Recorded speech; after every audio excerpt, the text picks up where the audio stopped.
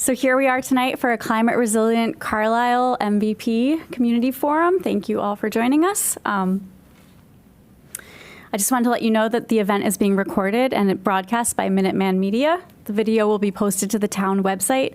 There's a link to the Municipal Vulnerability Preparedness Program through the Planning Board page on the town website, and here's the direct link here. So Zoom logistics. You should be muted as you come into the workshop if you're entering on Zoom. You'll want to stay on mute until you need to ask a question, and we'll explain to you how that works.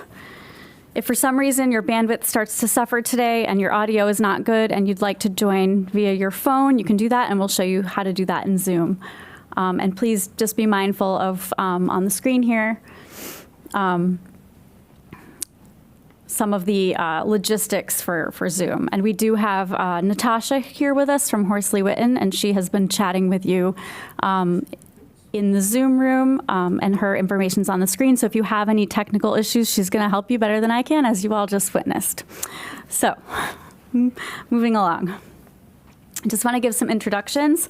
For those of you who don't know me, I'm Julie Mercier. I'm the town planner. I've worked for the town for about 14 months. Not all the staff that are involved in the project are in the room right now, but I'm going to go through the list. And if you are here, please stand up so everyone knows who you are. I think a lot of us already know each other, but it never hurts to do that. And if you're on Zoom, please just give a wave. Let me see. I can try to make people more visible. So Ryan McLean, the town administrator, he's involved in this project. We also have Sylvia Willard, conservation administrator. She's with us tonight. Linda Fantasia, our health agent. I think I saw her join on Zoom. John Mativier, building commissioner. Sarah Wasserman, our land use and sustainability coordinator. Brian Saros, fire chief, and David Newman, fire lieutenant, are involved in this.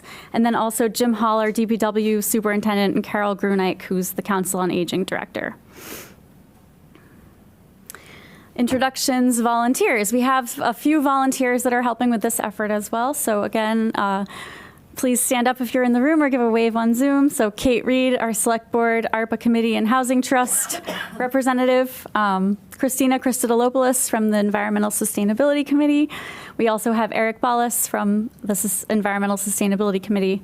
Steve Hinton, he's from the municipal facilities committee and the Carlisle Conservation Foundation, and he was on Zoom earlier, and I don't know if he still is, but if he is, great, that's great. Steve's back with us. And then we need more volunteers from the public. So please, if after tonight you get really jazzed about this, let me know and we'll add you to our group. That would be wonderful. So just a quick question for everybody in the room and then on Zoom. I don't know if you want to throw it in the chat or how we want to handle this, but I am curious what brought you all here tonight. There was a lot of outreach done for this event. The grant program requires it, plus it's also good to do outreach. So we had a mailing. Who here is here because of the mailing? I love that. Okay. All right. Great. So you saw it. It came to you. It was in 4 languages. All right. Great. So that's 3 people. Are you taking notes, Ellie? Okay. Social media. Did you see it on Instagram? The town's Facebook account? All right. Social media. We got a hand for that. The town newsletter. All right. More people need to read the town newsletter. We gotta... Tell what's coming up over there. No? No, I can't. So let's see. That's not, most people don't have their video on, but you can always email me or put it in the chat if you don't think we captured your method. There was outreach done in the Mosquito as well. Mosquito, anybody? Okay. And the Buzz, which is the Carlisle Public School monthly mailing. It's like the smaller version of the Mosquito. The principal sends a weekly email. It was in that. Anybody? No? Okay. And then there was posters all around town. Debbie, all right, we got one for the posters. Project webpage, just perusing the town website and you happened upon it. Okay. And then word on the street. Word on the street. All right, great. Thank you. Okay, so this is helpful because we have to do another one of these in a year, and then we're also going to have other community forums for other projects, so just knowing what the effective methods are is great. Okay, so a few details about the Climate Resilient Carlisle project. It's a grant-funded project. We received the funds from the Executive Office of Energy and Environmental Affairs, EOEEA, or sometimes shortened to EEA. The program is called the Municipal Vulnerability Preparedness Program. The grant award that we got was just under $94,000. We were also lucky to have a $10,000 ARPA match, which is paying for the food tonight, among other things, the mailing you all got, and many, many hours of staff time. So that's our other kind of in-kind match. The consultant we've hired to help us with this project is Horsley Witten Group, based out of Rhode Island. We have a few of them here with us tonight. They'll introduce themselves when that time comes. And the time frame for this grant is it's through June 2025. So we're kind of just starting, right? Okay. All right. Let me just get myself out of the way.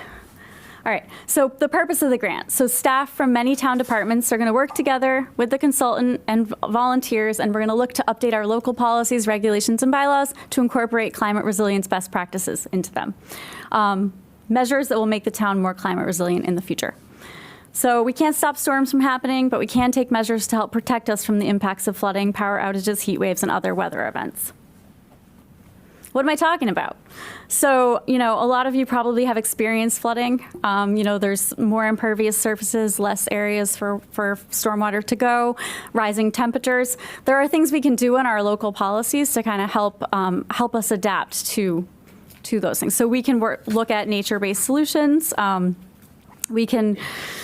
There's a whole bunch of things. I'm going to just read some, but we can require the use of pervious pavement. We can make sure that stormwater designs are sized based on current rainfall calculations and the best climate data that we can find. We can require that we have additional land areas provided for flood storage. So there's like flood storage ratios. We can increase them locally if we want. We can rework all of our development bylaws to minimize site disruption during construction. We can limit tree clearing. We can minimize topsoil and removal and erosion to try to keep the natural environment intact as much as possible. Another example, so there's a lot of things on this list. I'm not going to go through all of them, but another example that probably has impacted many people in town is power outages, right? Whether they're caused by trees on power lines or overtaxing the power grid during heat waves, there are things we can do locally to try to get ahead of that. I think it's low-hanging fruit, actually, that we don't require that our electrical wires be undergrounded when properties are redeveloped. Seems like we like trees, we like electricity. That seems like something that we might want to look into. And then, we can also allow residents to produce more power locally and create kind of microgrids as backup redundancy. So there are a lot of things I'm not covering. I just wanted to touch on that a little bit to kind of give you some ideas of what we're thinking, and really we want to hear from you about other ideas tonight. And just so you know, I'm going to end on this slide. Why are we doing this project, right? So the MVP program funds a lot of different types of projects. This is an action grant. The reason that we kind of selected it was because when I started working here, I was hearing a lot of things from different people. And I started to think, I'm hearing a lot of the same things from different people. And I've read a lot of these things in the MVP report, in the master plan, in the Environmental Sustainability Committee's work plan, and I'm hearing a lot of ideas about what we can do with our local bylaws from different staff. So I thought it would have broad support from staff and the public. It encourages teamwork, and it helps build institutional capacity toward a shared vision about how we deal with climate resilience in Carlisle. So that's where I'm going to end, and I'm going to turn this over to Ellie Baker from Horsley Witten Group, and she's going to give you a little bit more information. So, thank you. I'm going to do the awkward glasses thing because I can't read the screen and see you at the same time. Hi, everybody. My name is Ellie Baker, and I am a senior environmental planner with the Horsley Witten Group. I know Julie said we're based in Rhode Island. We're actually in Massachusetts, Rhode Island, and my office is in Exeter, New Hampshire. So we're cover the region. But we are land use planners, environmental scientists, engineers, and lots of other things, wetland scientists, surveyors, et cetera. We're super excited to be working with you. I have a team here, and you'll get to meet them in the breakout groups. But there are a few folks from Horsley Witten online for the folks online, and a few folks that are here as well. Nick Cohen is here in the room with us from Horsley Witten. He's also an environmental planner. So I'm going to just kind of give you a little bit of background about what we're doing here and give you some food for thought, and then we're going to break out into breakout discussions so we can hear from you. So again, this is the— Recording in progress. Oh, I apologize. I meant to say that at the beginning. We forgot to hit record at the beginning of this, so we are recording this, and it will be on the website. So I will give a little bit more information about the overview of what this project is and where we're going to go from there. Then we'll have an opportunity for questions. I don't know how much sort of background or sort of familiarity with this folks have, but there'll be a chance for questions. Then we'll do a breakout session for about a half hour, 30, 40 minutes, see how it goes. And then we'll report out and everyone will come back in. So the folks who are online are also going to be participating in a breakout group online, and folks that are here will be participating here, and then we'll share our report outs together. And then we'll talk about where we're going from here. We are just at the very, very beginning of this project. So we have a lot of questions for you. You probably have lots of information and questions for us, but as I said, we're just at the beginning of this process. So Julie gave kind of an overview of the purpose of this, but this is the language that actually went into the grant application that Julie and others put together. So we are trying to incorporate strategic, comprehensive, and data-driven climate resilience best practices into the local code so that what you do as a community really reflects and incorporates sort of the latest and greatest climate information into what you're doing. And also to build, as Julie said, to build local capacity so that when you do have climate issues, storms, climate events, and things evolve over the next few decades, that you are more prepared and more resilient as a community to address those. So this is really thinking about what you as a community can do. And it's a little bit different than how individuals would address climate change, but obviously the community is all the individuals together. So we'll be thinking about things on both those scales. This is sort of the run of the full work that we're going to be working on with the community. So as Julie said, it goes through the end of June, the end of June of 2025. There will be a couple of opportunities for the public to get involved, give feedback. We will also be working pretty closely with a lot of the boards and commissions in town. So that first bullet there, meet with the town, that's kind of what we're doing right now. We've had a meeting with staff and committee members from the town already to kind of get familiar. We are reviewing your codes, we're reviewing what you've done to date, and we are having this meeting to try and get, sort of our finger on the pulse of what people are thinking in town about, different ideas and what you'd like to see come out of this. We will come up with preliminary recommendations, and then we're going to go through sort of a few cycles of talking to the different boards and commissions in town to get their input and feedback on those, and also be talking to the public. There are a couple of public events where we will have tables.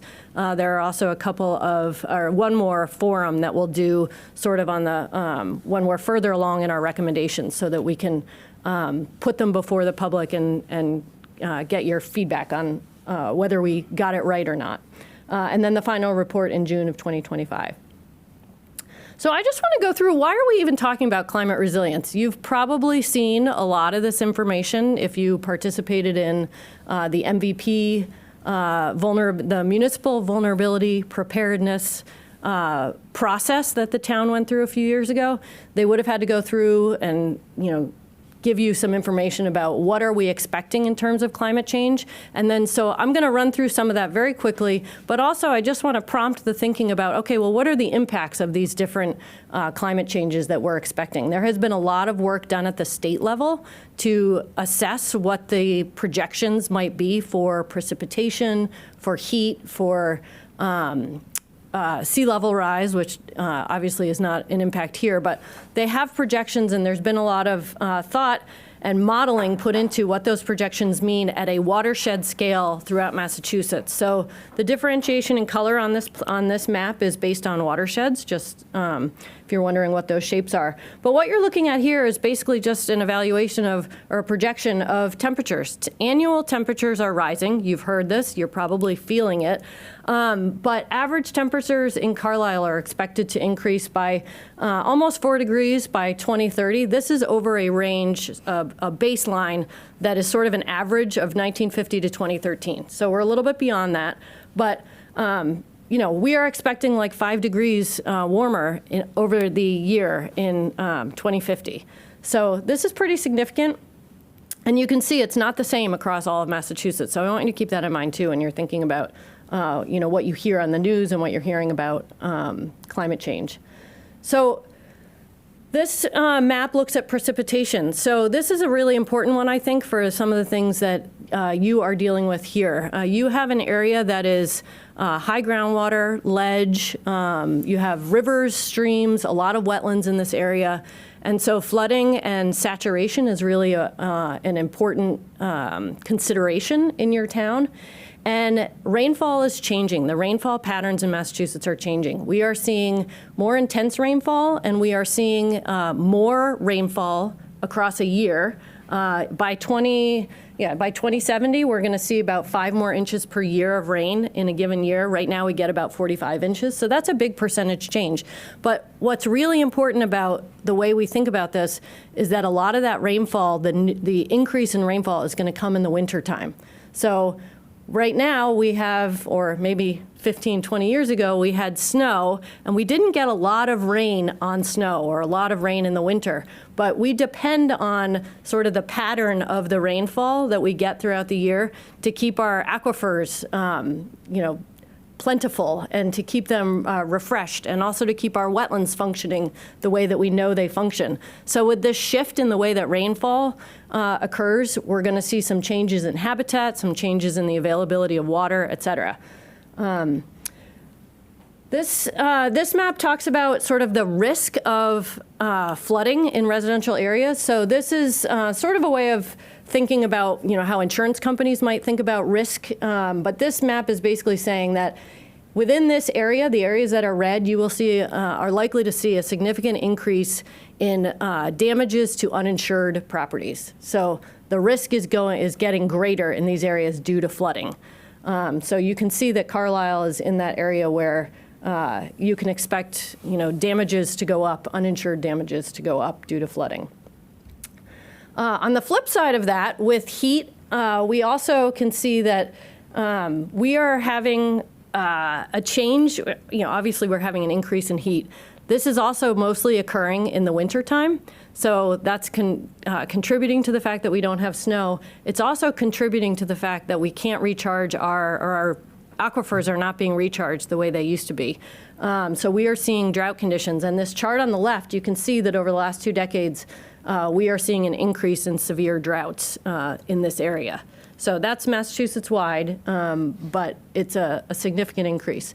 And then something else that comes along with that is just, we've seen this on the news lately, the potential for wildfires goes up. So while that may or may not be a direct risk in this area, it does affect air quality as well. So something to think about is just air quality and maintaining forests to protect them from wildfires, et cetera. So this is another sort of climate risk to consider.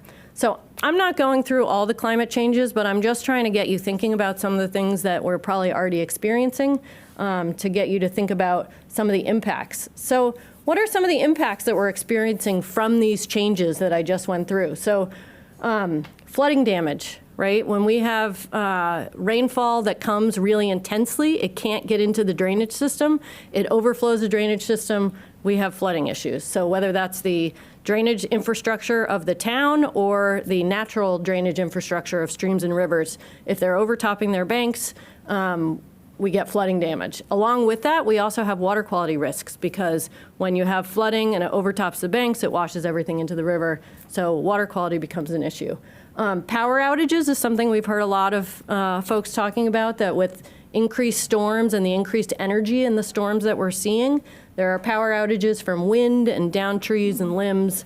And those also, those down trees and limbs also impact your ability to, go from point A to point B, right? So there are other impacts as well. There are heat stresses, which is gets you to focus, or we should be focusing on vulnerable populations, so elderly populations, children, low-income communities, whether or not they can handle and have the right tools for addressing heat stress.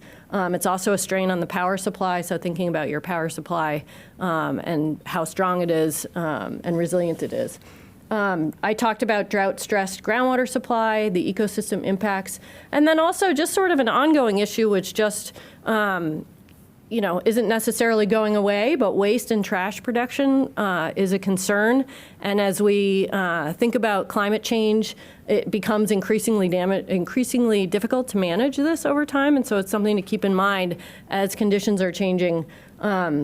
So again, these are just ideas. This is not everything that you can be thinking about, but I'm just trying to get some of these ideas in your head and get you thinking and see what else you all can come up with or what's on your mind.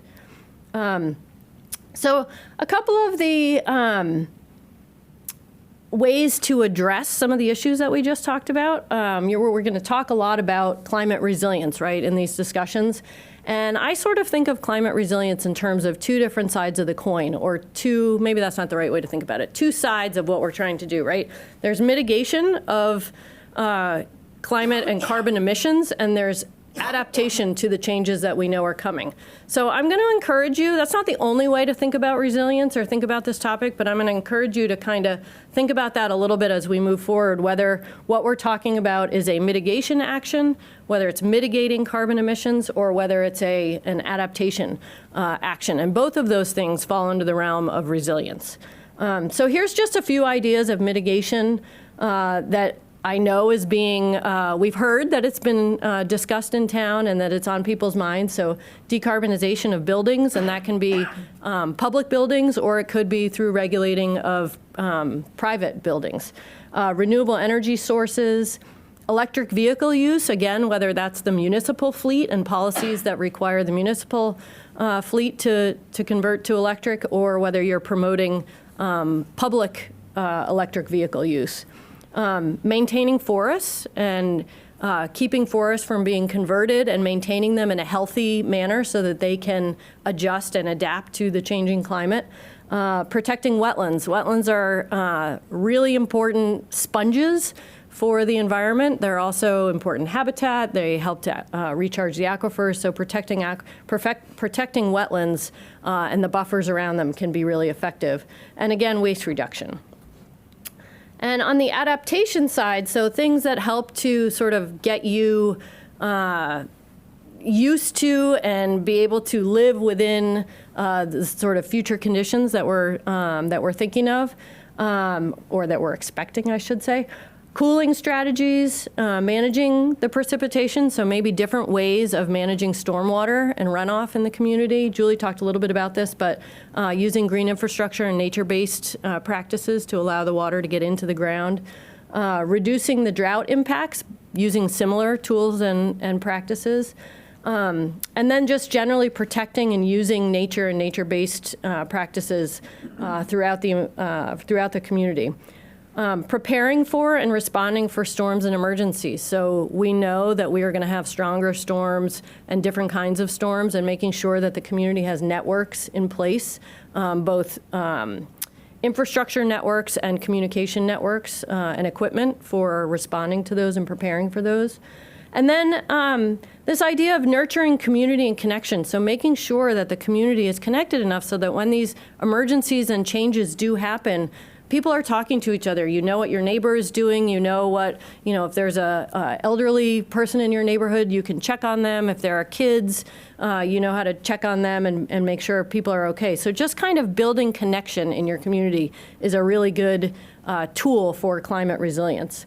And again, this idea of, I don't even know if you can see that under there now, reducing waste and recycling and reusing, et cetera. So again, these are just some ideas.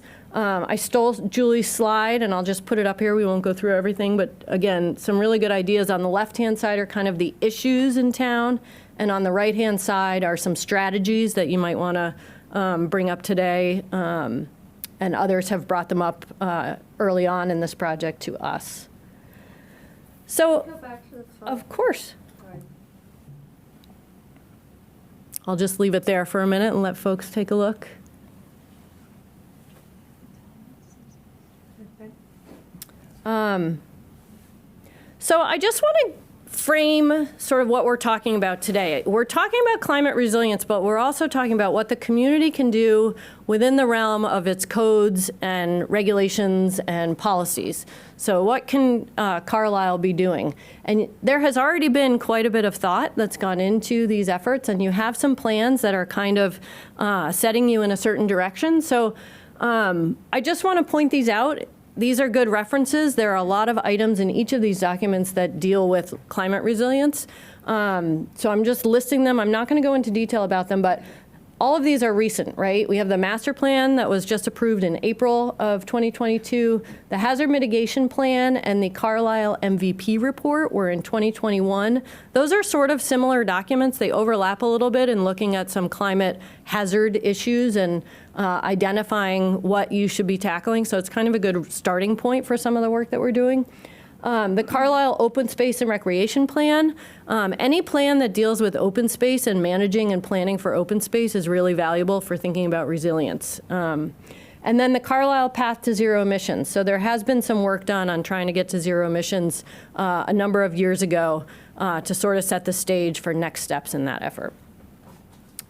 And then for folks who don't work in the ins and outs of municipal government all the time, just a review of some of the bylaws and regulations that are out there that kind of provide a framework for some of the changes that you might be thinking about. So there are a number of bylaws that are probably of interest to the folks thinking about climate resilience. The Wetlands Protection Bylaw, of course, is one. There is also a companion element to the Wetlands Protection Bylaw, which is a tree removal policy that applies within the jurisdiction of the Wetlands Protection Act. There are subdivision approvals, the historic district regulations, which are a section of the bylaw. There's public safety section of the bylaw, which talks about public ways and some certain standards or requirements for public ways. So that may come into play thinking about, how wide roads are for emergencies or whether there's drainage provided on different roads, et cetera. Utilities. There are scenic road requirements in the bylaw, recycling, a right to farm bylaw. All of these things, may be tools that are available or that could be tweaked for resilience purposes. Those are the general bylaws. The zoning bylaws, which tells you what you can do in the different districts of the community, are also a tool for thinking about and sort of incorporating climate resilience elements. So these are some of the things that fall into the zoning bylaw. There is a wetland and flood hazard district. There's different residential and business districts. There's a solar photovoltaic facility. It's a mouthful. Solar PV facility overlay district. And then there's this ability through special permits to do cluster conservation clusters and residential open space communities. So there are tools in place where you could adjust standards or submittal requirements or areas of town where these things apply. And then there's also Board of Health regulations. So these are important, thinking about resilience. They deal with private drinking water wells, subdivision. They have an element of subdivision review in them, and septic systems. So all of those things can be impacted by some of the climate impacts that we talked about already. So again, I'm just going to leave this up here. This is a little bit repetitive, but these are some of the ideas of how the actions that we've talked about might fit into the codes. These are items that we've had sort of a kickoff meeting with Julie and a couple other staff from the town and some of you volunteers in the room. And these are some of the things that were brought up during those meetings. And I'm happy to come back to this slide if anybody wants to come back to it during the discussions. So we're going to turn to some discussions and just hopefully I've primed you a little bit for your thoughts. But before we do that, I'd love to just sort of stop and see if anybody has any questions about what we're doing or just thoughts that you want to get out before we have a discussion. So we'll start with folks in the room, and then we'll go to the online. So, yes? I'm curious, you work in all these different areas, geographic areas and types of towns and districts. So And what are some of the towns, obviously, we're not on the coast, there's a lot of wetlands, woods. What are some of the towns you've worked with that sort of or have the same kind of profile as we do? Well, you guys are unique because you are so forested and so small and yet suburban to Boston. So I don't know that it's, I'm trying to think of another one that's similar to you guys. We've done a lot of work on the Cape. We've done a lot of work in Rhode Island and along the 128 belt, I would say. But I think what makes you all, the things that are relevant to what you're dealing with, I think really are the type of landscape that you have. You have, high groundwater, you have ledge, you have a lot of wetlands, flooding issues, and you have large lots. So development, your development is a different pattern than many, many other communities. Do you also go into, recommendations for, native planning or, large lots, how to be? Yeah, so I don't think we'll get that detailed in this project, but certainly, I think something like native planting lists or native planting requirements or standards that could go into a regulation, for subdivisions or, special permit approvals could certainly be an element that we talk about. We're not going to come up with the specific list in this, but we can point you to a lot of them, certainly. But yeah, that's thinking about native plants. Versus grass, or, Right, and thinking about native plants that are going to be able to survive in, a decade or 2 decades. Like, that's what a lot of the climate resilience work is about, is thinking about how these things are sort of moving, how the heat is moving north, and we need to adjust for that. So you don't want to plant trees that are going to last 50 years and not survive 10, so, Thank you. yeah. Yes? On the slide you put up, I think for mitigation strategies, cooling was the top one, and I'm not sure exactly what you have in mind when you say cooling. Sure. So I don't know if folks on the Zoom can hear that, but the question was about what do we mean by cooling in terms of mitigation strategies. So what we mean is cooling centers, making sure that you have cooling centers for different people, making sure that, not making sure, but seeing if there's a way that you can promote the ability for folks to retrofit their houses to provide cooling, et cetera. The other piece of that, I will say, though, is you have a lot of vegetation, and vegetation, trees, shading, that all promotes cooling, in a way that obviously urban heat island effect is very different, and you guys don't have that quite as much here, so. Mosquitoes, though. Trees. Yep. Yeah, so somebody else mentioned something about ticks, and I think, some of the vector-borne diseases and tick diseases is a concern. It is becoming more of an issue with climate change, and so thinking about the vegetation and how you, how you sort of, what the lay of the land is around your home and in the parks, et cetera, is important, so. Do we have any questions online? And I'm not even sure how to hear that. Natasha, do we have any questions online? No questions in the chat right now. All right, thank you. Welcome. Okay, so I think we will break out into groups, and Natasha is our coordinator online that is helping with the Zoom breakout group. So Natasha is going to be putting you into a breakout group, and she's assigning it randomly. Each group will have a facilitator. One of us from Horsley Witten will be facilitating, and then there will also be a note taker. So there will be folks supporting the breakout group. When you get in there, they will take over. We have a couple of discussion questions. Everybody will be covering the same discussion questions. They're very simple, but hopefully they prompt some good discussion. And then we will come back and report out to everybody, both Zoom and in person. Before we do that, I like to do sort of the rules of the road, so I hope you'll bear with me. But before we do a discussion, I like to give some ground rules. We don't have, I don't know if you can see how many folks are in the room, but we have maybe 10 folks in the room. So it's not a huge group. But I do want to, just for everybody online and in the room, I just want to make sure everybody gets an equal opportunity to talk. Focus on the questions that are asked and the group's discussion, and try not to have separate conversations. I know that some folks know each other and you can have a side conversation or chatting online. Let's try to avoid that and really focus on the group. And then respect limited time. So sometimes it's hard to get to the end point and get to the point, but land the plane, as we like to say. We want to get we're going to get some lists out of these conversations. And then I also just want to invite everybody, please be honest.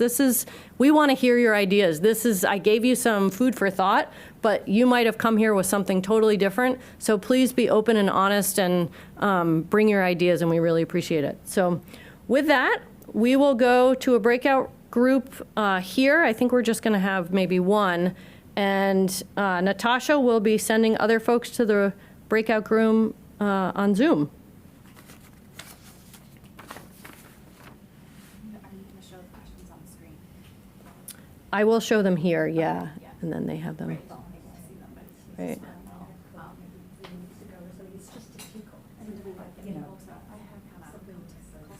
Yeah, so I think we have just one breakout group, right?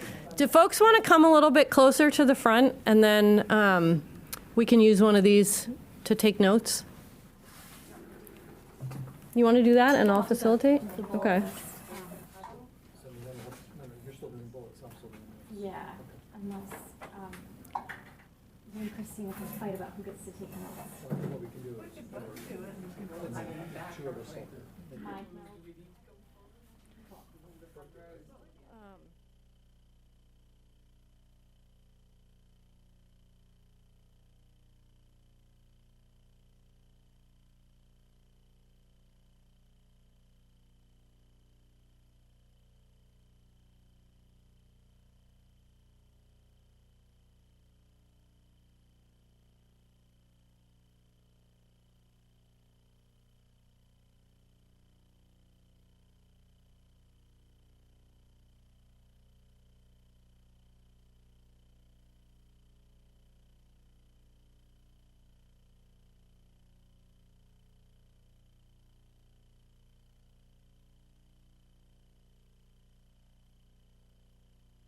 School, they don't really come home speaking about climate resilience. Okay. Yeah, it's a good point. I appreciate that. I'm just trying to get this out of the way. There we go. Okay.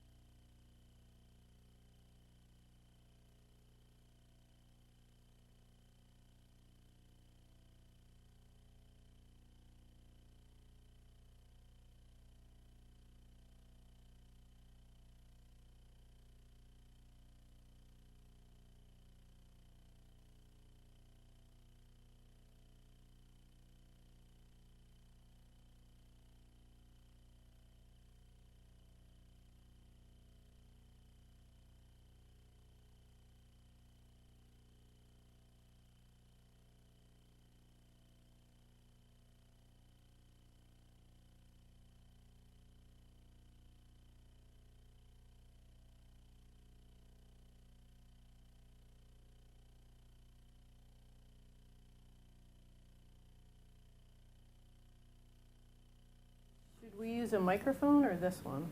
You want to use the Yep, microphone? it's up to you. I'll use this one for now. But you're on, so they can hear you. Oh, okay. Somehow really, I mean, the problem is. Oh, what did I just do? Oh, no. I closed the breakout groups, so everybody's heading back. Somehow just I'd like to get involved. really focusing more on this. What just happened?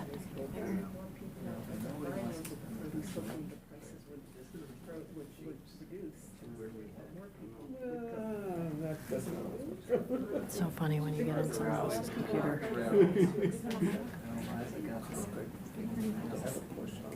Am I reporting out from Dory or am I reporting out from here?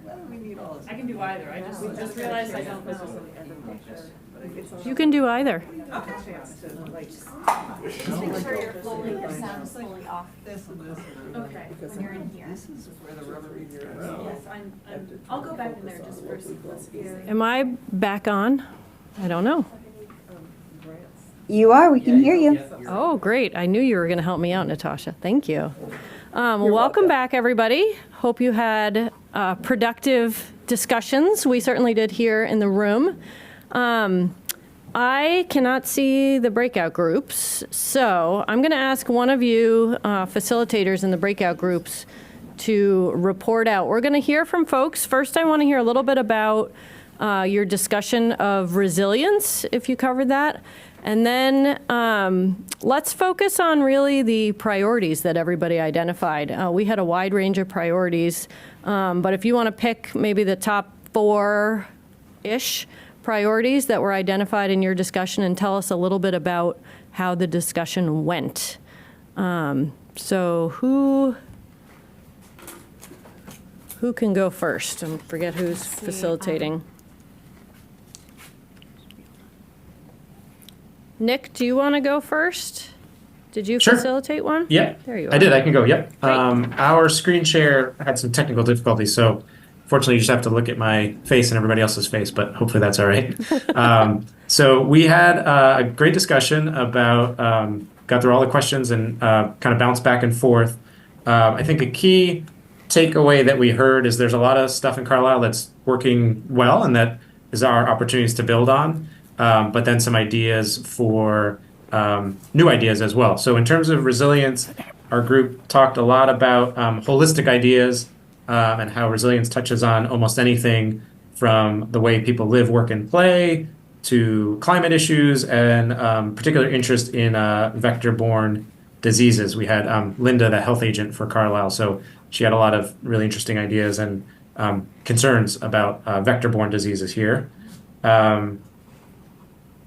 We also talked a little bit about how resilience is a complicated issue with global implications and touches on social and environmental and health issues, and that it's not just local to Carlisle, but that what we do here can affect other places and vice versa. As we got into policy discussions, we talked a little bit about mosquito control and how that's been a bit of a challenge or a controversial issue in Carlisle in terms of how the town handles that and how it works with other communities related to that.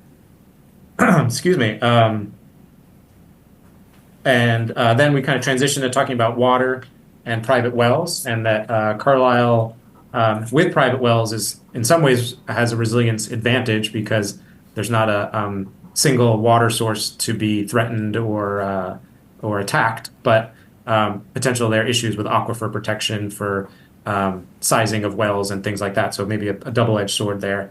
That led us into a discussion about open space, and one of the great benefits in Carlisle is protected open space, protected wetlands, the way Massachusetts and Carlisle in particular protect wetlands, providing some great resilience benefits and existing policy.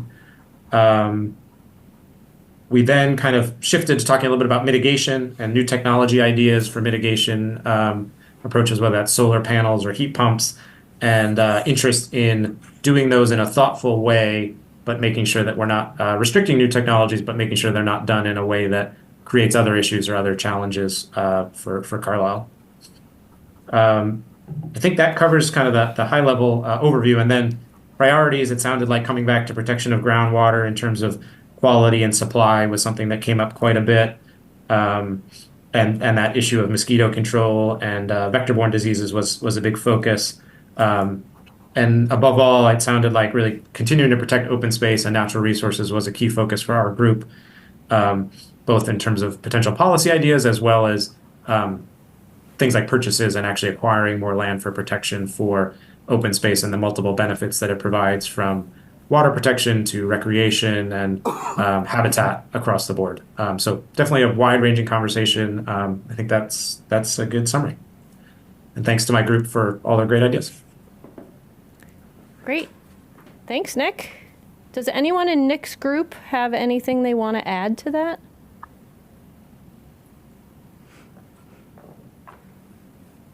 I don't see anything. I don't see any hands raised. Okay, Sarah, do you want to report out from your group? Sure. Took me a minute to unmute there. All right, so starting with how our group discussed resilience, there were a lot of great and varied definitions. The first one was just, thinking about what does it mean to adapt to climate, particularly changes in temperature and rainfall. And the idea of infrastructure came up, and how, thinking ahead to that question of adaptation, how can we build things that allow us to adapt to these changes? One great turn of phrase that came up was resist and survive. So we're thinking about, surviving these warmer temperatures, for example, but also, resisting these changes that are coming our way versus looking ahead and thinking about how we can accept them and prepare for them. And then finally, when it came to resilience, the idea of rebounding also was discussed. We have a lot of extremes, droughts to floods and back to droughts again. And, how can we be prepared for a wide variety of scenarios that are going to be changing at a, rather quick pace. So I thought my group did a great job of covering a lot of different aspects of resilience. And then moving on to priorities, we really had a dominant priority that we discussed at length, and that was power outages that have been coming with a higher frequency of storms, and that large sections of the town are losing power for significant extensions of time. And so we ended up discussing, in depth, the causes of this and potential solutions from a policy perspective, whether that, is tree pruning and, the capacity of the DPW when it comes to these hazards to power lines, experiences with the power companies themselves, and then the idea of moving wires underground. And one of my group members, one of the questions during that section was about who will benefit, but one of my group members also brought up the point of who will be negatively affected by different changes. So I feel like we took a really broad approach to some of these questions and looked at them from different angles. So that was the power outages, and how do we manage trees, and how do we prepare for future storms was definitely the dominant subject.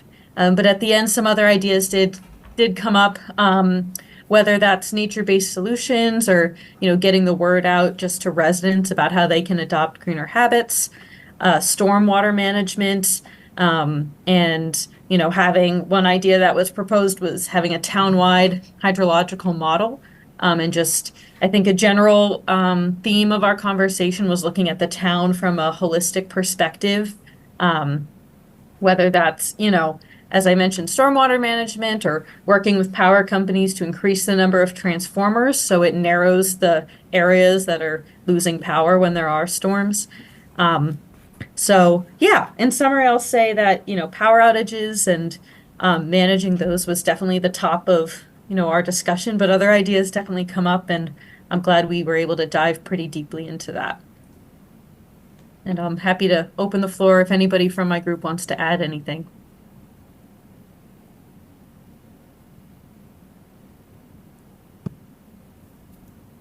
I don't see any hands. All Anyone right. else? Thanks, Sarah, and everyone in Sarah's group and Nick's group. I will do a report out. I think I need to get the other microphone, but I'll report out for our group here.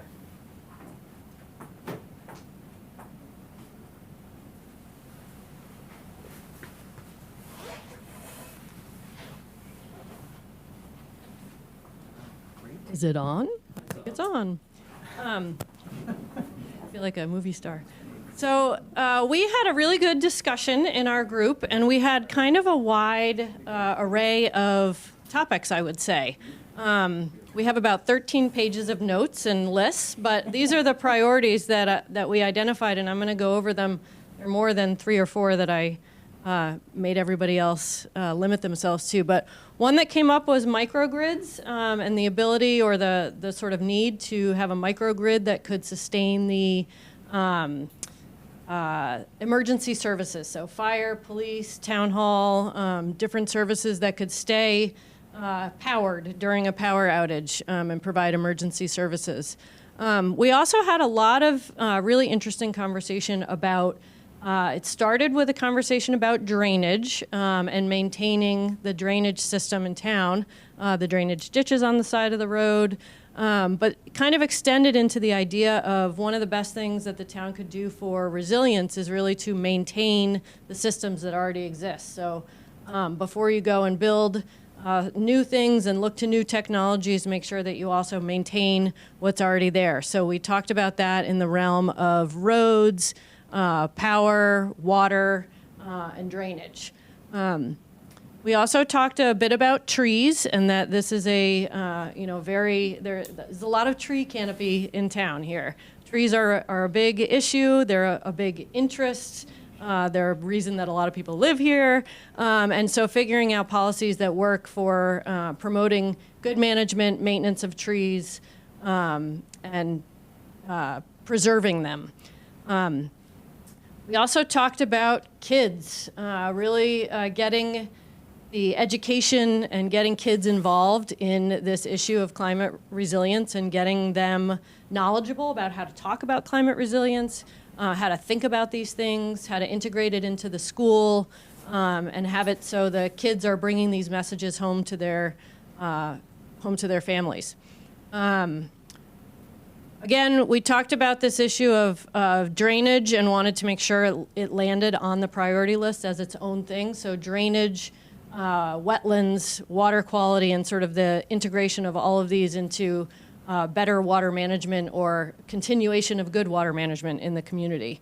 And then last, we talked about decarbonization of buildings. So not just new buildings, there aren't a ton of new buildings that are being built in town, but decarbonization of buildings that already exist in town, and how do we get away from fossil fuels and towards alternative fuels and electrification. So we had a really good conversation. I skipped our conversation about resilience, so let me go back to that.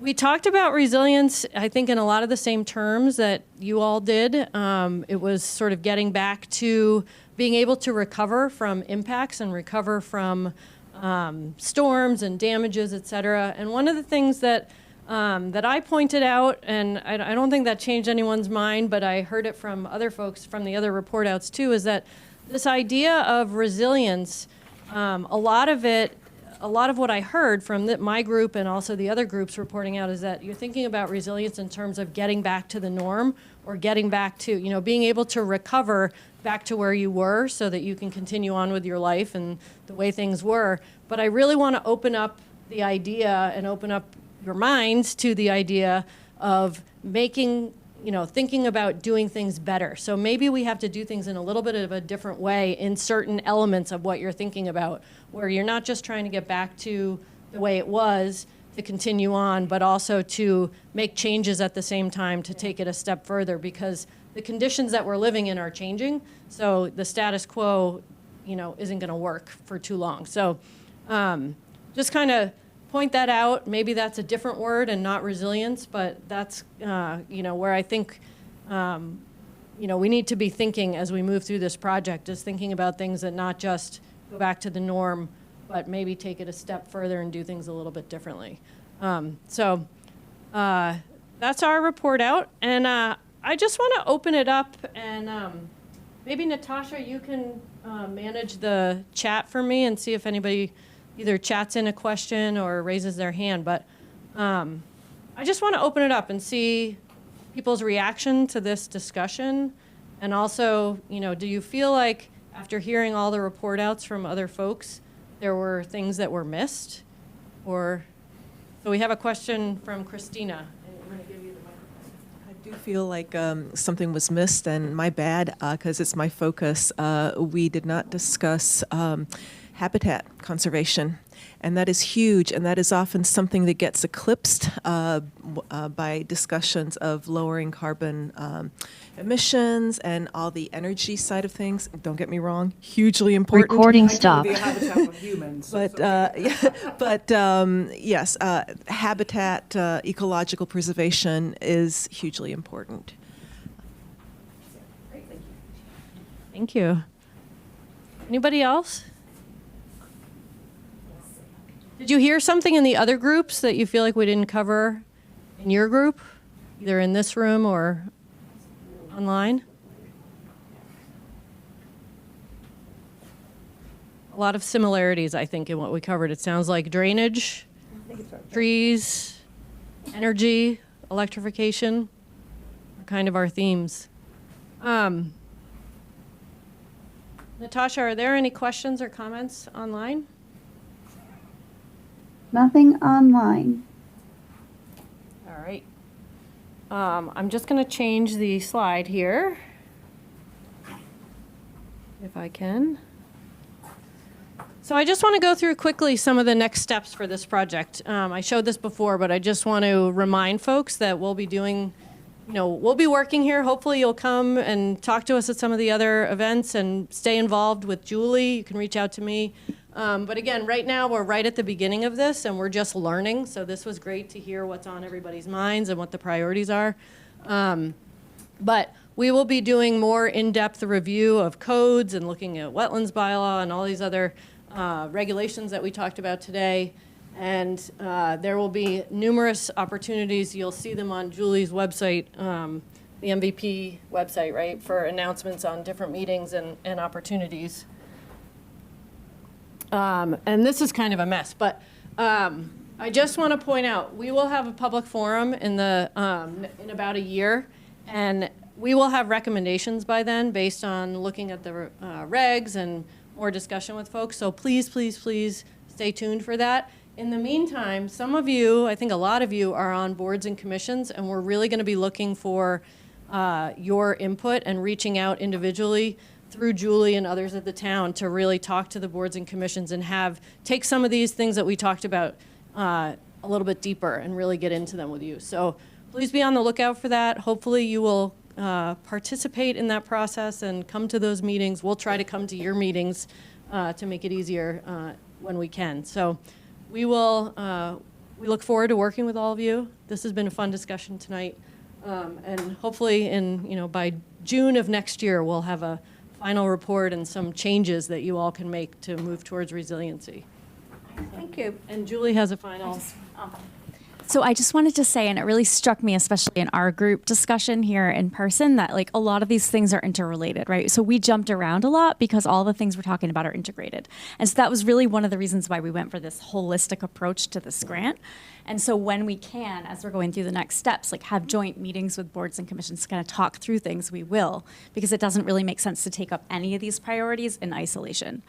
So I just wanted to say that. Yeah. So stay tuned for that. That's great. Thank you. Thank you, thank you. All right. Well, thank you all for your time. I really appreciate you coming tonight and your insights. Thanks for also having this great spread and the Trader Joe's dark chocolate peanut butter cups. I mean, I never buy them because I think I've eaten 4. 5. Yeah, that's my bowl too. Thank you. I'm just doing it to save everyone else from eating these, but it's true. Thank you. All right. Thanks, everybody. Take some